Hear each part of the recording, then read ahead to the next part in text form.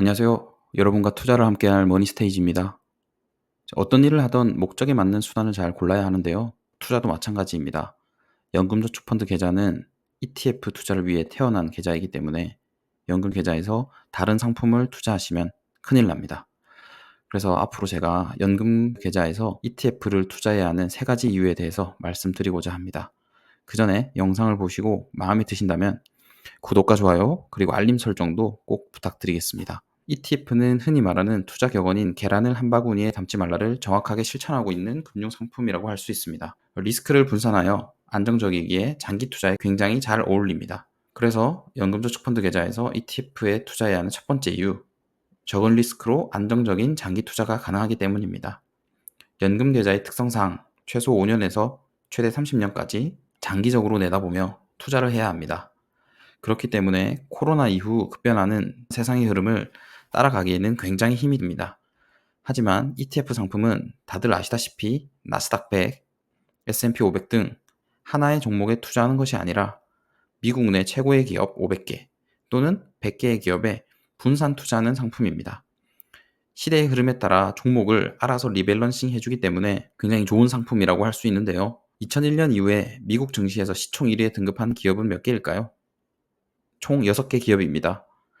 2024년 4월에 해체된 제너럴 일렉트릭과 애플, 미국의 석유 회사인 엑슨모빌, 그리고 마이크로소프트, 그리고 아마존닷컴, 그리고 마지막으로 엔비디아가 있습니다. 장기간 투자를 하면서 이러한 기업들을 우리가 다 예측할 수 있을까요?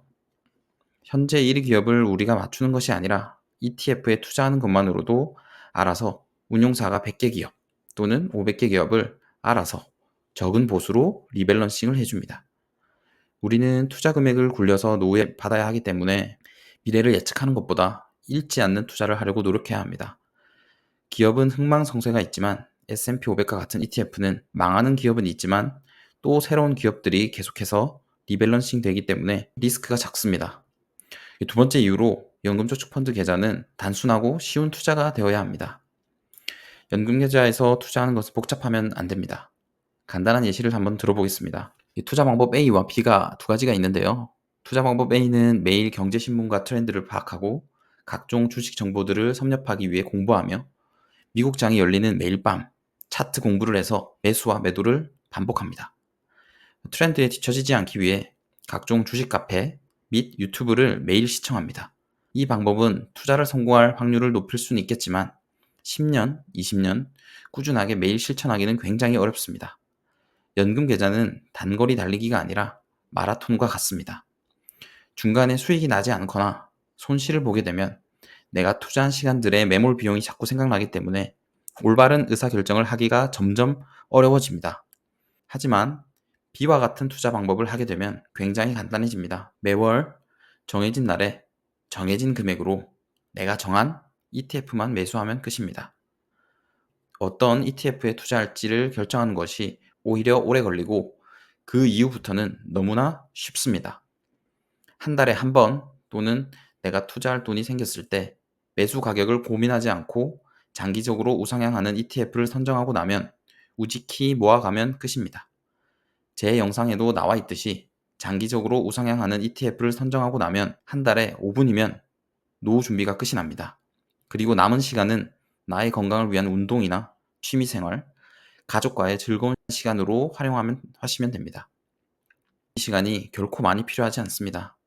또한 종목에 대한 결정도 끝났기 때문에 내가 절약하여 투자 금액을 늘린다는 하나의 목표만 달성하면 되기 때문에 아주 간단해졌습니다.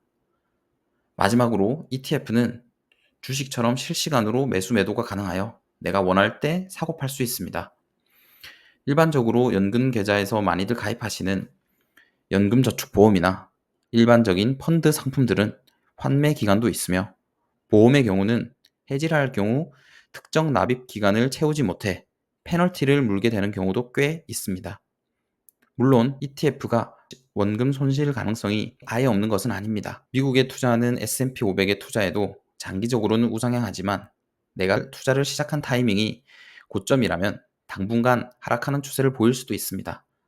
하지만 연금 계좌에 투자하기로 마음먹은 이상 장기적으로 우상향해온 미국이라는 나라 전체에 투자한다고 생각하시면 마음을 편히 가질 수 있을 겁니다. 그리고 거래량이 굉장히 많기 때문에 언제든 매도하여 현금화할 수 있는 장점이 있습니다. 이렇게 연금저축계좌에서 ETF를 사야 하는 이유를 말씀드렸는데요. 마지막으로 요약해서 말씀드리면 안정적으로 노후를 준비하기 위해 누구나 할 수 있는 쉬운 투자 방법이 ETF라고 할 수 있겠습니다. 예금이나 적금, 그리고 연금저축보험 등과 같은 상품들보다 더 안정적으로 수익률을 내고 싶은 마음으로 검색하여 들어오셨을 텐데요. 이제 실행에 옮기시면 됩니다. 굉장히 쉽습니다. ETF의 특성상 하나의 변수로 휘청거리지도 않을 것이며 수많은 위험을 분산하여 투자하는 상품이기 때문에 정말 안정적이라고 볼 수 있습니다. 연금 계좌에서 투자를 시작하신다면 꼭 ETF로 투자하시길 추천드립니다. 머니스테이지였습니다. 구독과 좋아요 꼭 부탁드리고 다음 영상에서 또 찾아뵙겠습니다. 감사합니다.